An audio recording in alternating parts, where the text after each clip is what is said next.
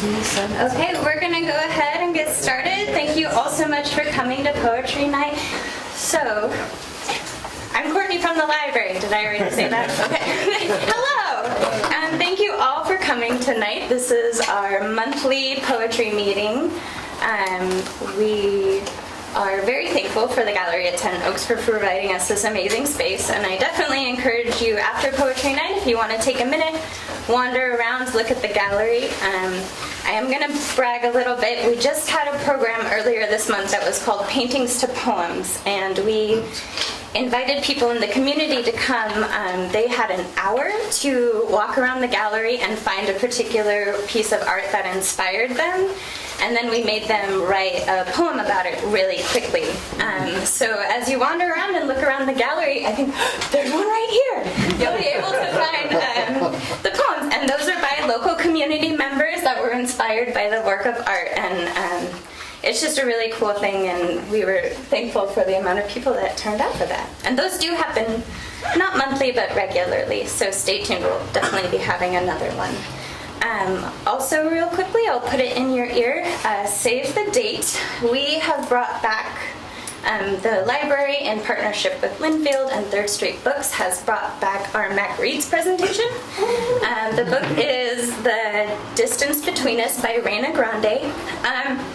When I left the library, there were about 4 giveaway copies left, but you should find someone who has one of those giveaway copies and ask if you can borrow it when they're done. And the library might buy more. And the library could buy more. We also, you could just, check it out too. We have copies.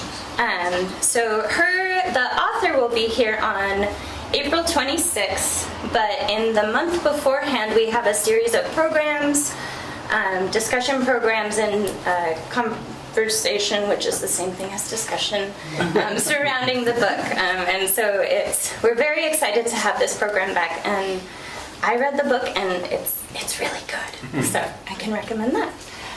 Without further ado, I will introduce Lynn.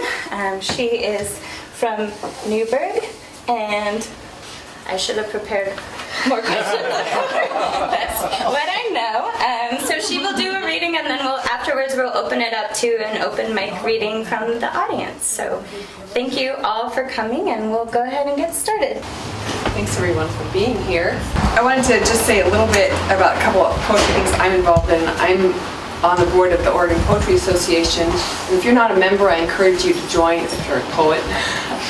It's a great way to connect with other poets and help promote poetry and poets in Oregon. Most of you are from McMinnville, so you probably already have heard about Terroir, the Terroir Creative Writing Festival that's going to happen April 14. That's a Saturday. Great workshop for poets. Jose Angel Argus, right there, is going to be there speaking. He has just had a book out, Until We Are Level Again. Sam Roxas Chua and Henry Hughes are all going to be presenting on poetry. So, if you're into poetry, that's great. Okay. Well, I'm going to start with a poem that I wrote a few months ago.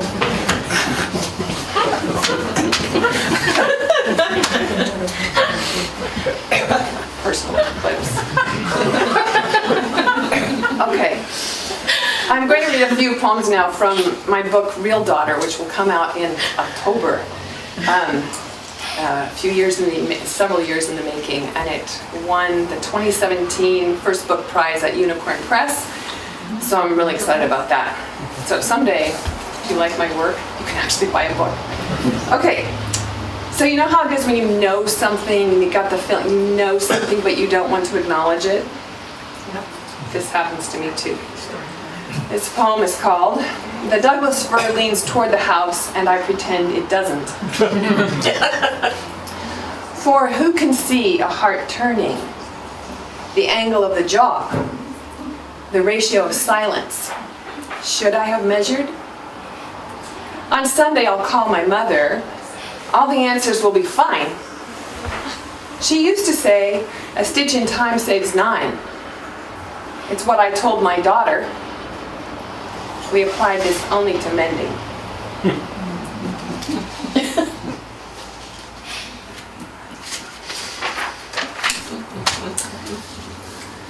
A couple years ago, I was in North Carolina, with Paul for the year. Paul had a fellowship at the National You Humanities don't Center. actually know who I am. Paul's my husband. and I was a resident associate there. I had 9 months to spend reading and writing. It was like heaven for poets. And Paul and I took a lot of walks out there and noticed these trees in the middle of the wintertime that did not drop their leaves. And I looked up, what's with that, and learned a new word, the word marcescence, which is what describes trees not dropping their leaves or their fruit, per se. Anyway, I thought, cool, I need to write a poem about this. So here it is, marcescence. The beech's light brown leaves in horizontal layers, like my mother's tiered serving trays, artfully placed in the winter forest. And here we are in another fucking tree poem, this one, about the difficulty of letting go of something already dead. Such a fancy word for it when it comes to trees, marcescence. You could name a daughter that. Unlike fury, unlike grief. Like the beeches, I'm slow to harden my cells, allow abscission, another elegant arboreal term, those tidy partings between twig and withered leaf, or the calm release of ripe fruit. Consider the clean white spaces between each layer of a family tree. It isn't like that at all. Could you spell that word? I want a picture. Marcescence, Marcescence.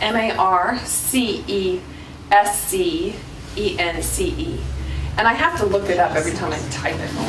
It's just like I'm worried about the S's and the C's. Marcescence. Oh, thanks.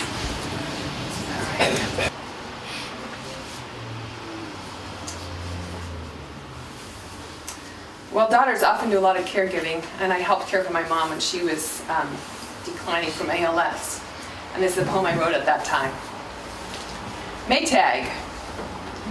It can't be fixed, says my father of the dryer, the Maytag of many years, most of their marriage, and the protest of my mother, who can't do laundry anymore anyway, doesn't stop him from having it hauled away, ordering a Kenmore.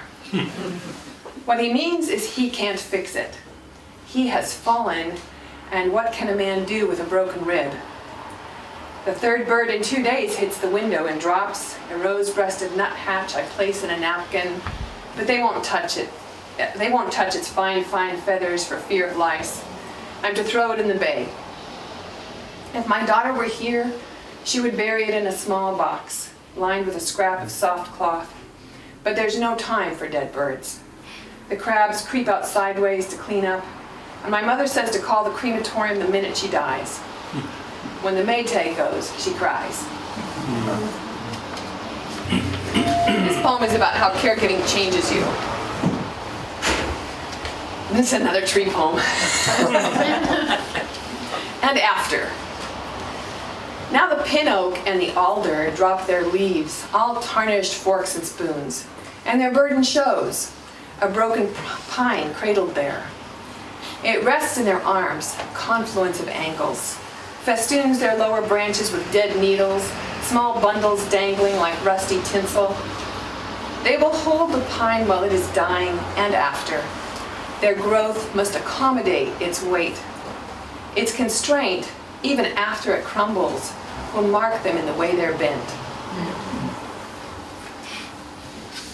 I will end with a poem called Yoked. It's a poem I wrote for my husband. Yoked. How is a yoke born? The ox and the ox. The farmer goads the one, and it walks, so both walk. The farmer taps the other, and it turns, so both turn. They can't turn away from each other. A husband and wife feel their marriage chafe, always the other, often not what they'd rather. The room too hot and too cold. The calendar cluttered, the accounts scrutinized, insufficient. Each body grows old.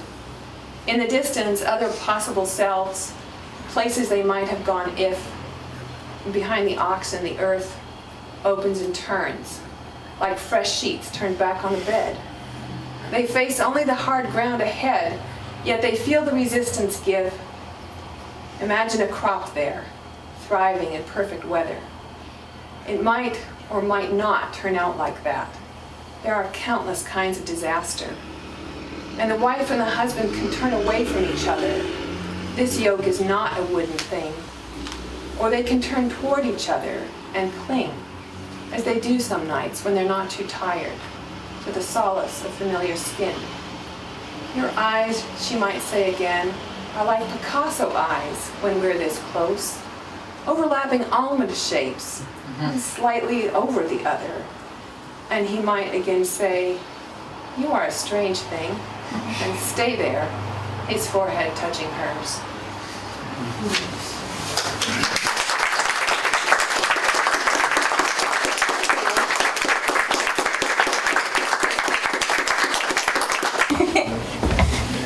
I really like it when it's like standing room only at poetry night, even if it is a little crowded in here. Thank you. Did anybody have any questions for Lynn about her poetry? Do you write from real life, or do you make the character?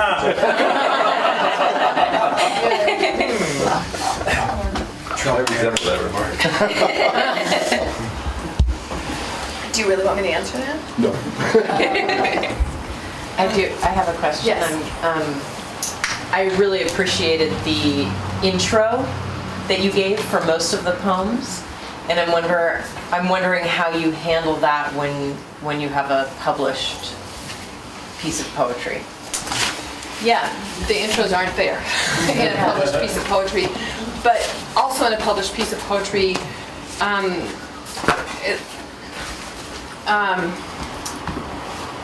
it gives the reader more time to look at it. When you're just, lobbing poems at people one after the other, there's not a lot of time to shift your brain. So I think listeners need help. You don't get to read it twice or hear it twice. You don't get to just sit with it. So I think I always give some kind of introduction between things to help you track. Any additional questions? Okay, so we are moving on to the open mic portion of our evening. Once upon a time we did this in an orderly fashion and had a list and a sign up, but we like the chaos and anarchy of raising your hand. So whoever would like to read, let me know. Great, please. Hi, folks. My name's Daniel John. I'm living over in Amity right now. We all live here in this part of Oregon. You've driven along the roads, and I'm sure you're about to understand what I'm about to say. But this is a poet's interpretation of what I call roadkill. You've all seen them lying along the road. Yeah, another creature whose life now is lost. There always seems to be a stretch of highway, the one they can't seem to get across. And it doesn't matter how big they were. It doesn't matter if they walked or if they flew the sky. That's because roadkill, yeah, it's an equal opportunity. All you gotta do is die. Now you can blame the driver and say he was going too fast. On the other hand, blame the critter because the damn thing didn't yield the right of way. But as the poet, I want to point out that none of that crap matters though now. It's because death is final. That critter's not going to see another day. Well, all of that makes me think about us. Yes, us two-legged creatures. When we come to our stretch of road, because if we're going to be successful in crossing, the key, the secret, is you gotta lighten their loads. I'm talking about the skeletons in all of your closets. For some of you, it might even be the flesh of your own unborn kill. Now hold on, we all know no one ever plans for that to happen. But I have heard guys say to me, hey man, she said she was on the pill. But what about drugs that are holding you back? You smoke your reefer, you do your crank, you crack, your microdot. It can even be the stuff that the doctor prescribed. God knows I know a lot of people take that stuff a lot. But what about people who have the thieving hearts? We all know them. They lie, they steal, they cheat. Boy, they're sly. They will blind you with their headlights of deception. But eventually, they all get sideswiped by their deceit. Or what about those people whose possessions weigh them down? You know the ones, oh, how they value your stuff. Well, there's always one more thing that you can add to that collection of yours. So in front of everyone here, I'm going to ask you all, when's enough going to be enough? Or what about those little critters that can't make up their minds? You're driving along and they run back and forth across the road. Or my grandmother used to say, shit or get off the pot. And what she's trying to tell me to do is do what you're going to do. Get your life out of the commode. So I end this piece by saying this. Find the place that is uniquely yours. Yes, that place that only you and you alone can fulfill. And remember, look both ways. Lighten the load before crossing. As a poet, I'd hate to see any of you become the next Rose Keel.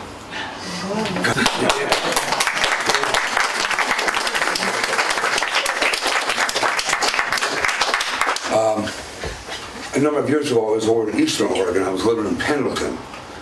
And I had this dream. And I literally woke up in the night, wrote down, went back to sleep, and that next morning I came across this piece of paper. And it said this.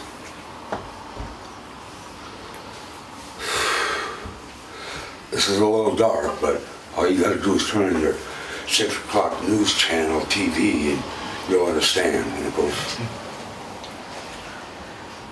I used to sit alone in the evening and I used to wear darkness like it was a shroud.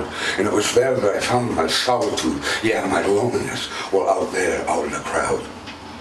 And without a concept of myself or a purpose for my life, man, I used to think I'd rather destroy it than to live with all the world's strife. So I'd sit and I'd rip nails out of my body. I thought maybe it was in pain that I'd find bliss, but God, how I wanted to leave that dark side. But I was so afraid, man, that I'd long for a kiss. That's where all those realistic people, those out there with those practical aims, they're all they're rape, robbing, and plundering, and they're doing it all in their own God's name. And then it hit me. They say we men were only but animals, but I realized I don't subscribe to that point of view because there is something that makes us different, my fellow poets. And what it is, it's the crazy dreams of people like me and you. You see those realistic and practical people? I'm going to tell you what I've seen, that they rarely fare well in the long run of life, unlike us dreamers, us poets, that dare to live out our dreams. So never let them lock you down, tie you down, constrict you with their lies. Give them the freedom to travel their earth.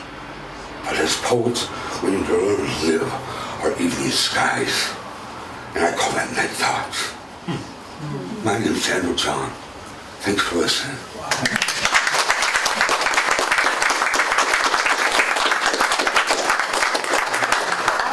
To be in Lynn's, just recently, have joined her critique group, and that's basically where I know her from. I'm so happy to have heard her this evening. Sorry, Liz. I don't like to drive, especially on highways. So I don't drive to Portland. I go by public transportation. And I've gotten a lot of poems out of public transportation. You can well imagine, because I speak to the people, and they speak to me. And this is called The Story. His story had so much power, has so much power, that it jumps on ahead of the thin, gray-haired, gray-eyed man with one bum leg, boarding the number 12 out to Tigard. The tale reels round the bus ceiling until its owner, dragging an unyielding limb with the aid of a pronged hurricane, followed by a sparrow-like backpacked woman, maneuvers to his seat. Hoisting his head slowly, the man pierces a silver stare across the aisle toward two pearl-faced young women with straight black silk curtains cascading over Nordstrom bags clasped tightly to their chests. He secures their astonished gazes by loudly and clearly articulating, "Brown recluse." Net-like, his story falls, encapsulating every rider and the driver as well. The odoriferous Harpo Marx look-alike in the back halts his pantomime to some invisible person. A tiny baby takes a sudden time out from mother's breast while 3-year-old twin sisters stop slurping straws. A dapperly dressed vacationer from British Columbia rises from reverie, 3 exquisite Portland Art Museum visits, and turns on his hearing aids. And the bus driver lowers his rap music. As the bus passes Pussycat Lounge, the yarn unravels. Back in Tennessee, doing somebody else's job, bite under the sock, boss uncooperative, almost bled out, eaten up from the inside, EMTs, long hospital stay. As the bus slips by Serenity Court, harangue continues. Lawsuits, no money to sue, rich man's game. It ends with a detailed description of the lethal arachnid and a warning about imported produce. Before departing Fred Meyer's, the man gathers up the story and tucks it in the backpack to await its next incarnation. The bus expels a collective sigh as several passengers covertly examine itchy extremities.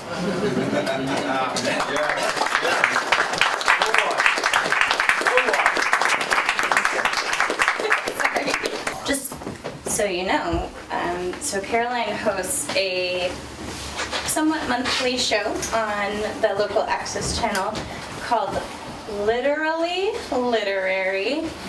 That is the first time I've said that right on the first try.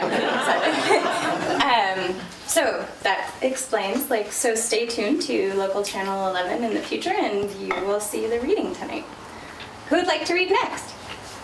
Yes? Well, I guess I will. Oh, okay. We've got it over. All right. Well, so anyway, a few months ago, I got a phone call from my brother, who's 84 years old, and he was down in the VA hospital in Utah.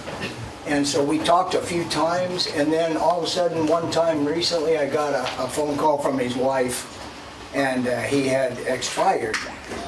So anyway, I thought I'd write about that, you know. Hey, there's been some really good poetry tonight. Wow, you guys are awesome. So anyway, this is my little thoughts on that whole matter. Anyway, excuse me.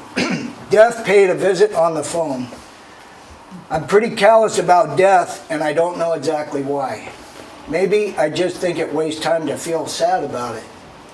Chronic loneliness must be much worse.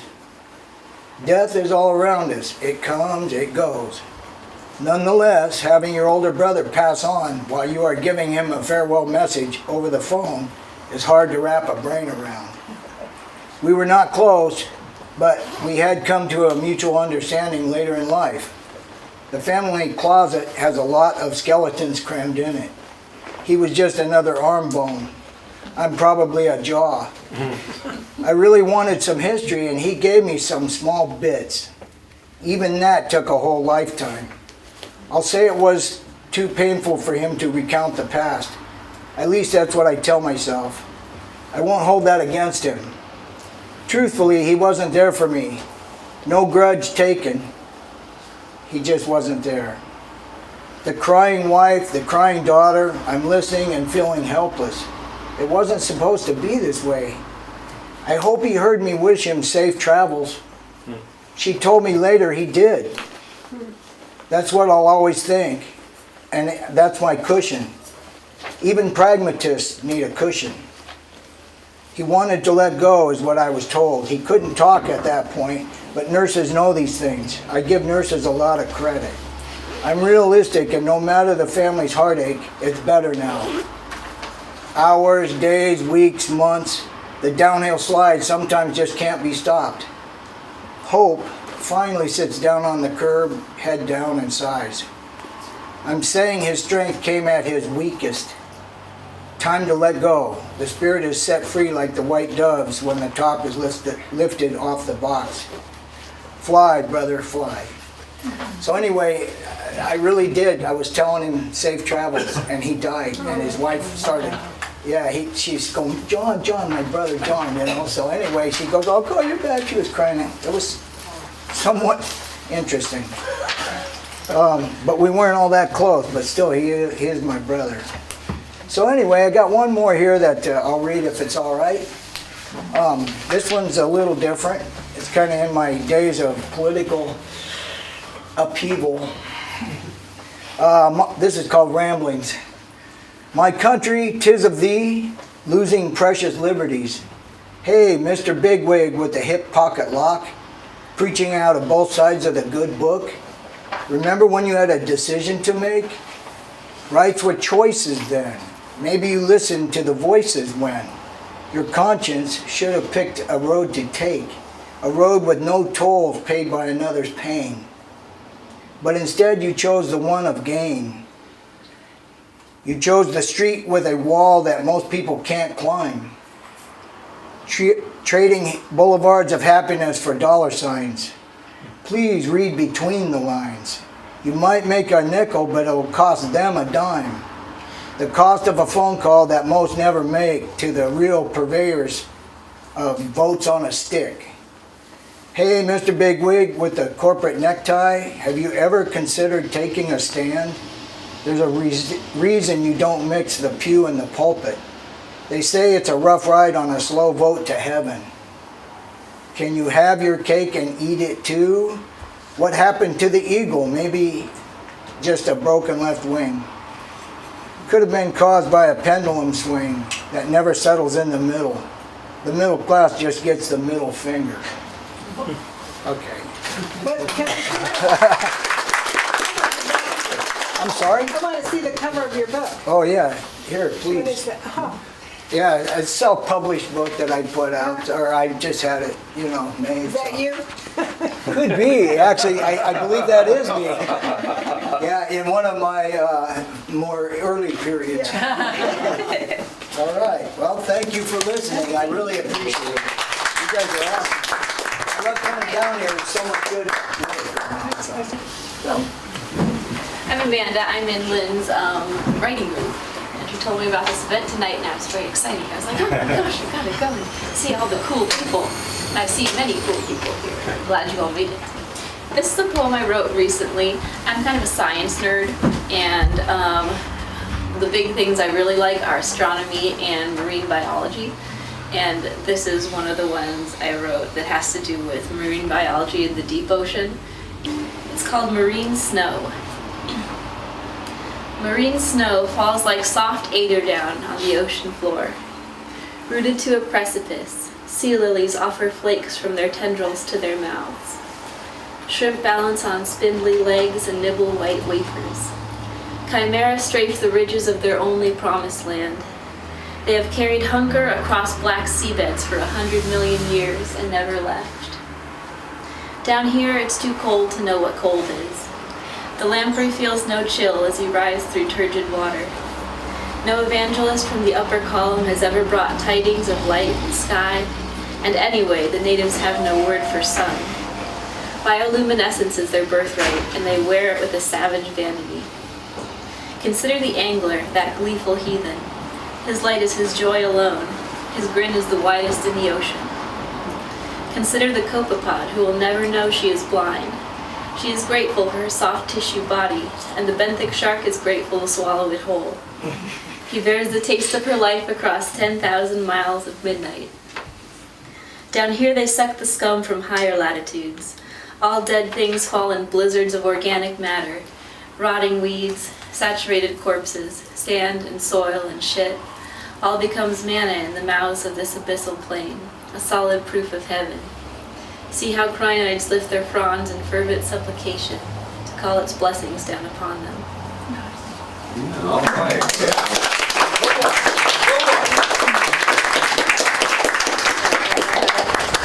Thank you.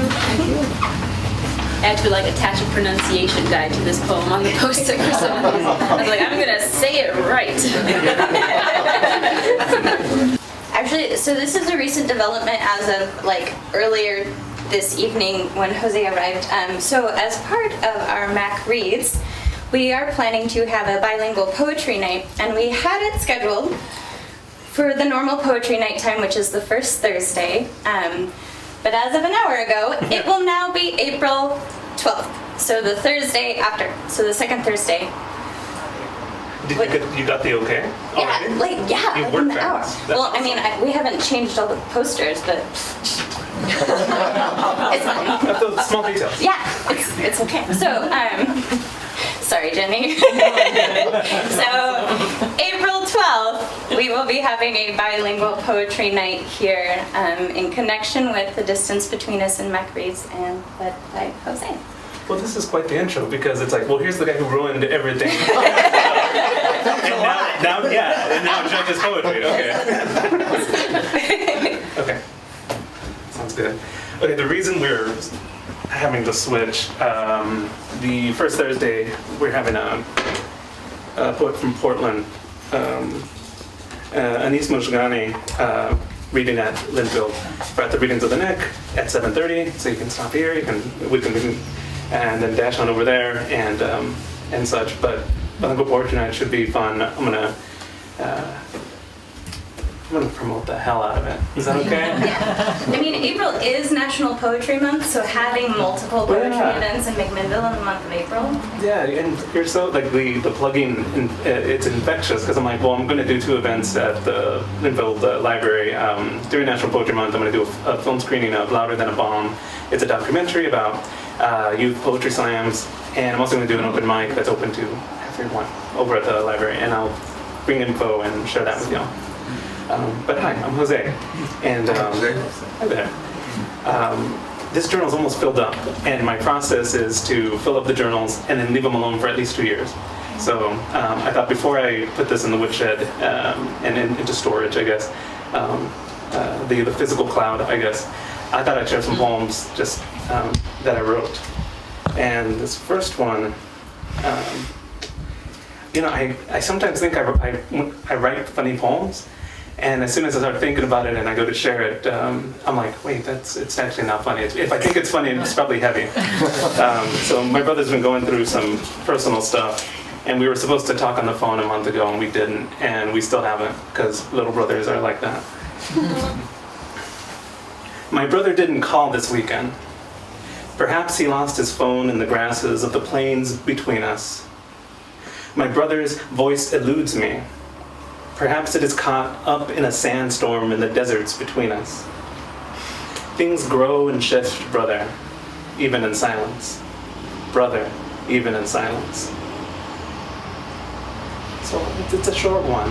That repetition, I'm like, and on the page there's a comma, and then in the first version, then when I repeat the line, there's not a comma, and I thought, well, that's so funny. I mean, I'm in the words. I'm like, that's so funny. And then I read it to my wife, and she's like, that's really sad. What do you mean? And I'm like, okay, I get it. The next 2 poems I'm going to read, one of them isn't mine. One of the things I like to do at night is I like to read whatever book of poems is kind of near my bed, and then start writing a little, whether I'm inspired by something. So I'm going to read the poem that inspired the poem that follows. So this is a poem by a poet named Francisco X. Alarcón. His poem is called Words Are Birds. Words are birds that arrive with books in spring. They love clouds, the wind, and trees. Some words are messengers that come from far away, from distant lands. For them, there are no borders, only stars, moon, and sun. Some words are familiar, like canaries. Others are exotic, like the quetzal bird. Some can stand the cold, others migrate with the sun to the south. Some words die caged. They're difficult to translate. And others build nests, have chicks warm them, feed them, teach them how to fly. And one day they go away in flocks. The letters on this page are the prints they leave by the sea. That's a lovely poem, right? I'm like, I read that and I'm like, that's, so it's like I'm doing that thing where I set him up, the inspiring poem up, and this is just gonna, you can like tune out if you want. That's but it ended up odish. Not a lot of my free writing at night turns out to be kind of like in communication, but this is what it turned out to be. So I titled it To Francisco X Alarcón. The prints remain of the words you rendered, the birds you followed down to this page. These birds, so much like the ones you spoke of, they are no one's birds, except perhaps the skies. Except, perhaps, these are odd birds. One singles out in its flight, the other wavers. In there, between certainty and wavering, a heart beating and sounding like a footstep. We are back at traces and prints. Prince Francisco, if I'm allowed these birds and traces, what a view in the call and vibrations, in the thin bones that leave prints, and the thin bones that fly overhead. Thank you. Thank you.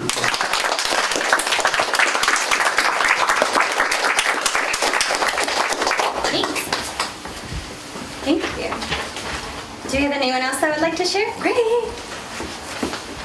I am going to Hollywood and getting a job as a tech after this because I feel like I've just gained so much experience.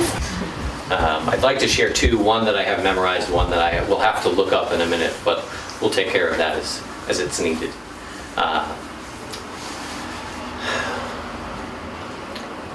I don't see you as a disposable commodity, she said. These words spun round like webs in my head, and they left me with a puzzled look and a sour jaw. For love's fleeting passing was what I then saw. 'Cause now that's just a whisper and a prayer left to the wind when skin desires are what my mind's really dancing in. Can I let these fixations fade and keep myself from feeling the jade of this rejection once more? Sore ego bruised for not getting what I crave, but as it's been said, nothing forsaken, nothing gained.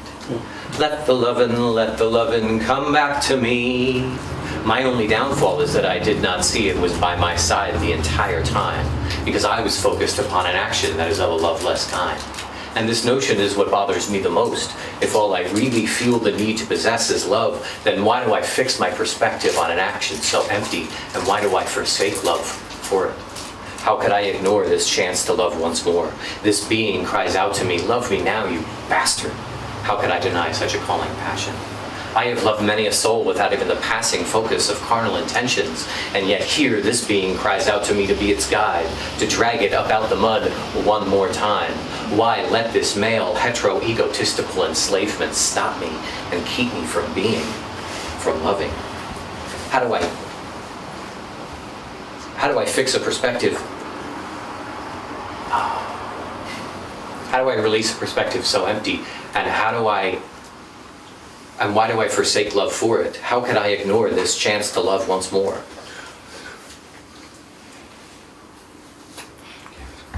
And I lost it in the middle again. This happened the last time that I read this piece.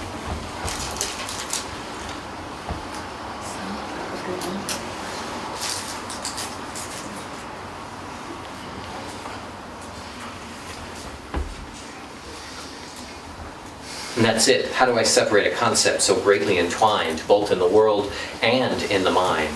Questions with answers I can't seem to find. Maybe if I stopped looking, I would see their blurting disclosure composed in the details I let slip by. What I persist upon rejects my intent completely, and what I resist constantly insists, yet not discreetly. Which is the irony of the struggle inside, because I am left with the power to derive my own fate. And yet that chance seems to escape each time I fixate on sins of the flesh, which is the only loveless time that I could be left with. So the choice is made for me to sake this libido-driven voraciousness and get myself back in line with love only for the sake of it.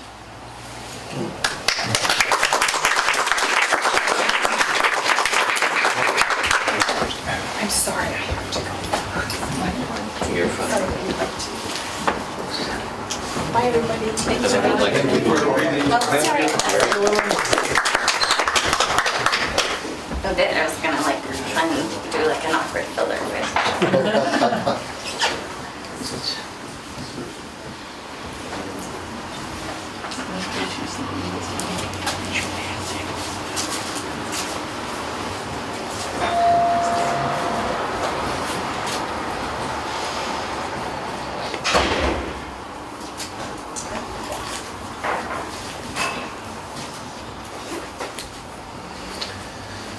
Well, my word. It means honesty. With its glory, I become trusted. And if I pursue its follow-through, it means never saying sorry, then having its worth busted. It is the unquestioned value in which I hold myself to and invite others to do the same. It's my thoughts manifested true, my existence expressed, and is the way to pervade the depths of my brain. It defines my present, can relate my past, and will be used to paint my future. It conveys a message of the beliefs I cast, and could even be twisted to suit yours. It is the delegate of my values, the ambassador of my priorities, and the chosen candidate for the campaign of my motives. To keep it is a question of what it is I choose. Is it guilt because I built an image I couldn't live up to, or am I reliant because I'm compliant to what I state to be true? If I use it for deception, whether others or my own, I bring on the inception of how I will be known. When I don't invoke its use as a chance to self-affirm, I slip and stumble over my opportunities to learn. It means more in my eyes than those vested in the audience, because it's my name, sake, and ideas that would suffer judgment's consequence. And that's doublified for the self-implied, for it's my own letdown if to me I lied. So taking the steps to keep word true has to start with me before you. All right.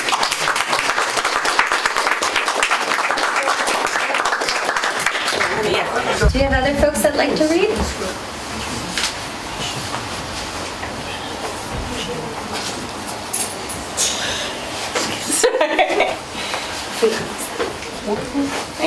Okay. I make you all suffer through at least 5 seconds of awkward silence before nobody volunteers. So, 1, 3, 2, 1. Okay. Thank you all so much for coming.